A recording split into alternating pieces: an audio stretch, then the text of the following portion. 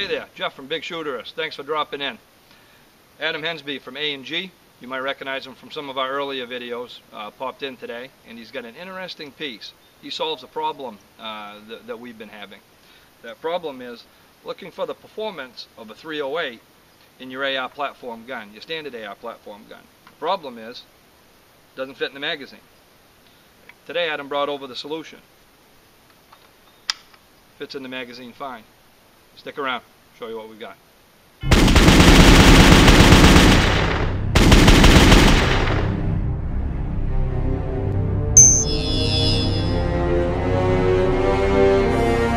Adam, why don't you tell us what you've got today that is going to fill that void and solve our problem? Today we brought over a Smith & Wesson M&P 15. It's not your normal M&P. This one's chambered in 300 AAC Blackout. It's been a pretty hot item so far. Customers have been giving me rave reviews on it, so I figured it's about time we head to the range and see what this bad boy can do. Excellent. Let's try it out. The 300 AAC Blackout offers a couple different loadings. You have a 220 grain loading that is also subsonic. You have a 115 grain loading that is supersonic. The beauty of the two of these is that they both cycle the firearm in semi and full, as you're going to see soon. The 300 AAC Blackout, in our initial evaluation, seems to solve a lot of problems that people having that were trying to combine 308 performance through the size of a 223 platform. And in looking at the gun, there are really very few differences. Basically, it's an upper receiver, and you're going to use the same bolt. You're going to use the same buffer mechanism. Your lower is the same. The magazines are the same. In looking at this particular gun, this is a camo pattern that Smith & Wesson put out. They're also available in black, and you'll see several other camo patterns. The only thing I see different is the flash hider. Why don't you tell us about that? Yeah, we took off the standard A2 flash hider that the gun came with, and we replaced it with a Yankee Hill machine quick detach, and that goes well with their Phantom 308 can. And in order to get some maximum performance today out of that subsonic round, we came prepared. Excellent. So I'm interested to see how this will perform and see how quiet it is. Let's find out and let's show them. What we're going to do is we're going to check the muzzle velocity right now and compare it against the factory's data, load data. We're shooting through a packed timer and chronograph like we usually use. We're at a distance of 8 feet from the muzzle on the screens. We're going to be testing the 220 grain ammunition first. We're also going to test the 115 grain, and then we're going to test both of them with the suppressor, and that's going to give us the muzzle velocity readings, as well as going down to look at the target and showing us if we have any point of impact shift that we're dealing with or not. So let's see how we do.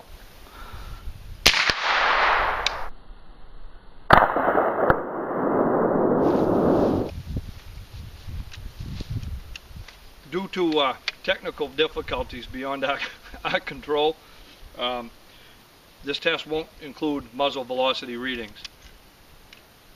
You told me to shoot the screen. Due to our change in plans, we're going to move directly into the accuracy testing. We haven't sighted the firearm in, so what we're looking for are not groups inside of these orange dots that we're using for aiming points, but for groups themselves. We can adjust the scope to get it into the orange dot. All we're looking for is repeatability. And we're going to fire 5 rounds of supersonic at 1 point of aim, and we're going to fire 5 rounds of subsonic, the heavier stuff, at another point of aim. And then we'll go down and check the target.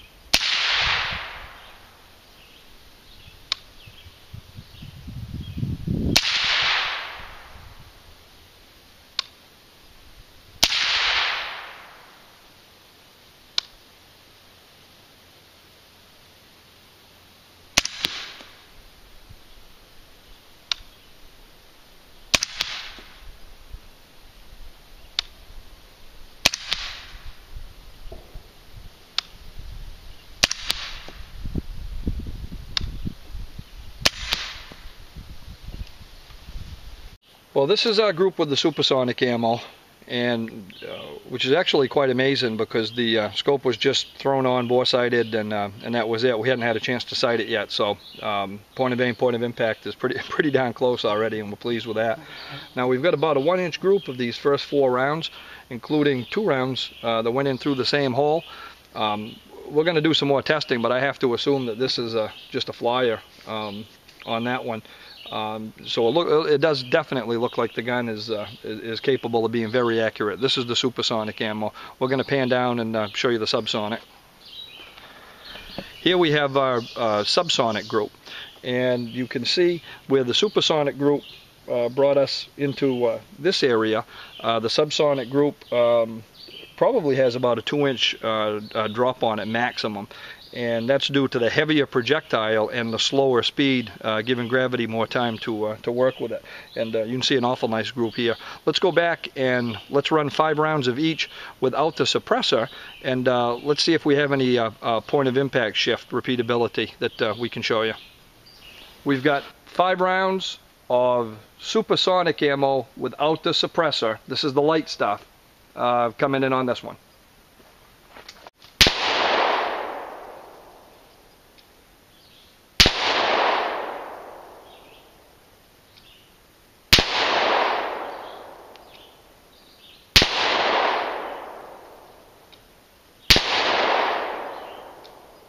And now we've got 5 rounds of the heavy 220 grain subsonic coming in on this target without the suppressor. What we're looking for here is point of impact shift.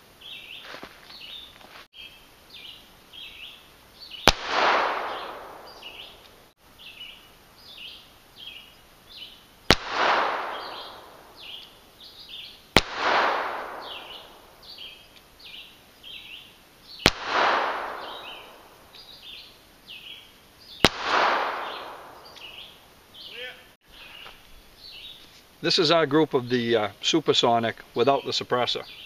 And as you can see, the point of impact shift that you hear us talk about so much, at 50 yards in this platform with that Yankee Hill Phantom 308 quick detach can is minor. Very, very minor. As a matter of fact, we've got 5 rounds that hit right here in exactly the same place as what we believe may be the flyer, or it could have even been the cold barrel shot on the first one. You'll know before us because we haven't seen the video yet. So point of impact shift is quite negligible, and it's an awful nice group size. Let's take a look at the subsonic. With the subsonic ammo, gosh, it's even tighter. 5 rounds are right in here. And as you can see, they almost blend in with the group without the can. So once again, at 50 yards with the Yankee Hill Phantom, the point of impact shift it's there, it's noticeable. You have a distinct 5-round group, a distinct 5-round group. Same with the supersonic, but it's very, very little. And we've seen point of impact shifts as severe as, you know, a foot one way or the other, and elevation-wise a foot off. So we're quite pleased with this combination so far. What we're going to do now is some penetration testing. And what we have today, in the absence of ballistic gel or an automobile that we can pull down range, is actually something that's going to give us a little bit better result when we're done. We've got an 8-inch block of Eastern White Pine that we've made from 4 different 2-inch boards. Yes, they're a little bit under 2 inches, but we'll get the penetration depth exact with the vernier calipers when we're done. We're going to run 1 round of supersonic up here. We're going to run another round of subsonic down here, and then we'll come and dissect this, and we'll see how it works on penetration.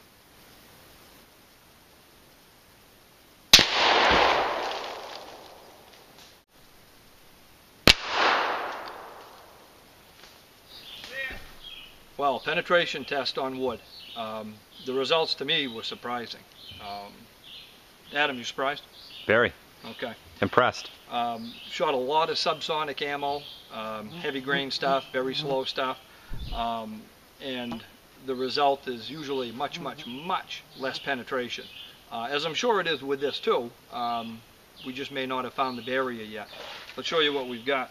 Supersonic and subsonic. We've got entrance holes, exit holes, 1 board. Board number 2, supersonic, subsonic, entrance holes, exit holes. Board number 3, supersonic, subsonic, entrance holes, exit holes.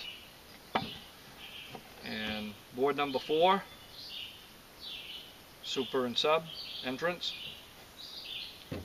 You got it. Exit holes, super and subsonic. No need for the vernier calipers. Need more wood. Impressive stuff. We need a bigger block. Well, I don't know about you, but I learned a lot. Yeah, it's like school today. Yeah, I got a couple more questions. Then we're going to get to those in a minute. Penetration is much better than I thought it was going to be. The functioning is terrific. It's very, very quiet and subsonic. The accuracy was great. Can't wait till we get a day that we can reach way, way, way out and do some righteous tests for you guys. But I have 2 things stuck in my craw. And number 1, will the subsonic set off a binary explosive? Does it still have enough energy due to that increased weight? I think that's reasonable. Yeah. You got any ideas? I'll say no. Okay. You gonna go with yes? Gotta. How much money are we putting on it? I don't know if gambling's legal where they're watching, so, oh, okay, never mind. So we'll say it's just for fun. Yeah, just for fun. Just for fun. But I think it'll do it. And the second question, I'm not going to tell you the second question. I'm going to show you the second question, and I hope you enjoy that one. That one's going to be a yes. That's a yes. Okay. All right. Let's do the binaries. All right, let's do that. Be right back.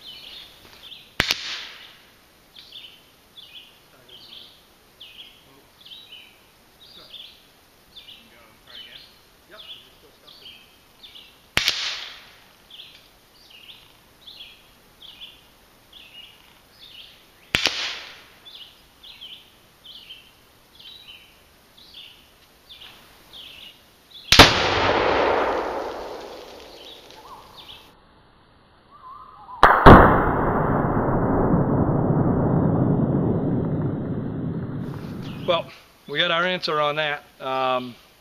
Subsonic wouldn't take it out. Supersonic did a fine job though. Had to include that because we needed to show you an explosion. And Adam and I have to talk about left and right. Oh yeah. You know, I did mess that up, didn't I? the L. Yeah. So sorry. the right target was the subsonic, and the left target, as you saw, was the supersonic. I couldn't get the last question that I wanted answered. And I'll give you a hint, and it was because we don't have a full auto bolt carrier with us. All the ones that we have are for different types of piston mechanisms, so they won't work with that. And we'll save the surprise for later. Yeah, I know, you already got it. We want to test it in full auto. Anyway, I want to thank Adam for coming by and bringing the cool 300 AAC Blackout and the awesome suppressor. Tell us who made that suppressor again. Yankee Hill Machine. It's the Phantom with quick detach. Excellent. And profitable day for me, so thank you. Well, yeah, good thing that was pretend. The gun, this particular platform is a Smith & Wesson. It's available from several different manufacturers, and you can also purchase an upper receiver to put on your own gun. I'm impressed. I like it. I can't wait to do some more testing with it. Thanks for joining us today. If you liked the video, please subscribe and share it with your friends. And until next time, have fun and be safe.